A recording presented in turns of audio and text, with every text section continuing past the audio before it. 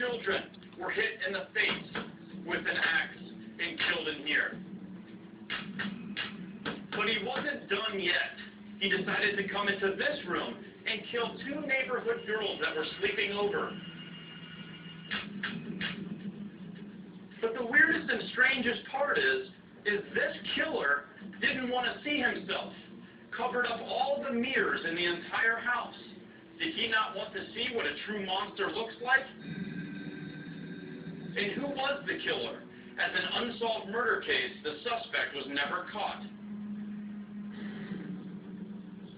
Father Josiah Moore, his wife Sarah, their 4 children, Herman, Catherine, Boyd, and Paul, as well as 2 neighbor children, Lena and Ina Stillinger, brutally bludgeoned in a case that grabbed the attention of the American public.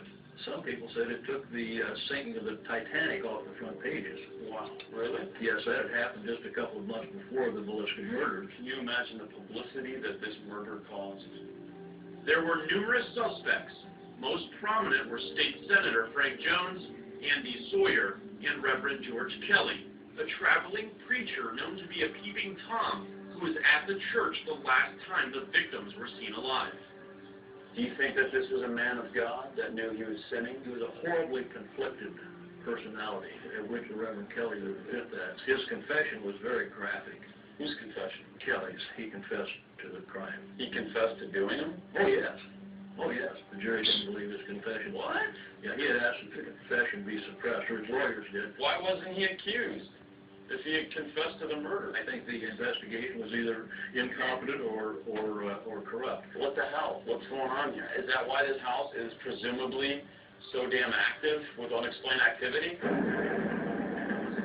Do you think that there's still ways of getting information that can possibly help solve this case? If you mean from paranormal sources, I'm very skeptical of that. I very much doubt that. But we're never, either of us, going to have a case we could bring here to a jury and get a conviction. I'd like for you to actually come in and us inform you of how we're going to do this investigation. I'll tell you, though, I'm honest. If I think it's hogwash, I'll tell you. That's what we want.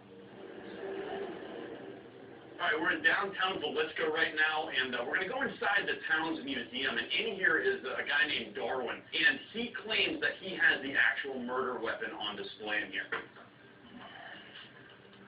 So this axe was actually taken from the Moore house. Right. Now, why do people say that this isn't the murder weapon? Well, it wasn't the one in the trial. So Sheriff Jackson was the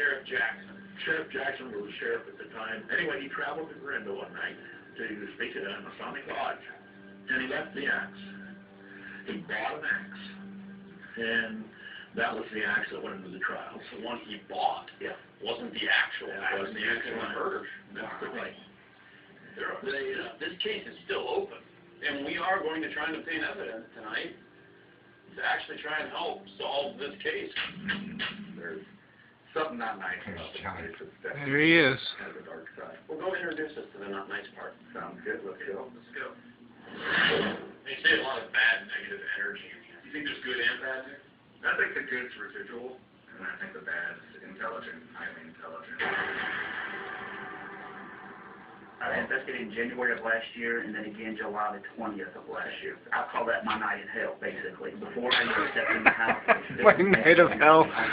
My night of bullshit. The atmosphere inside the home completely turned. Did you feel that you were in company of something evil? We immediately felt that presence. We decided to do a ghost box section inside the parlor area. That's the spirit box. Now, you used that in We here? used that in here in the parlor. It's good to hear other people having success with that. What happened with it? It's just good TV.